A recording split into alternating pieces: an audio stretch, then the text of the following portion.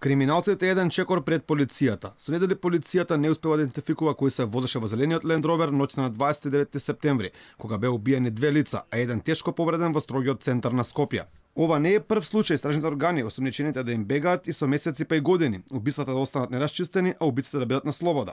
Рузвелтова е последниот случај за кој истрагата е до никаде. Истражниот тим во однос на овој случај работи интензивно секојдневно на прибирање на податоци и информации, ги анализираме и кога ќе дојдеме до фаза да можеме да информираме јавноста за конкретни чекори, тоа ќе го направиме. Не вроѓа со плот ниту информативните разговори со кои МВР се оправдуваше или пак купуваше време, дека е на траг на извршителите на крвавиот настан. Освен Рузвелтова не е фатен убиецот на Дилавер Бојку, Мартин Јанушев, Никола Саздовски, а не се откриени сторителите ниту на нападите во Чаир од пред скоро 2 години.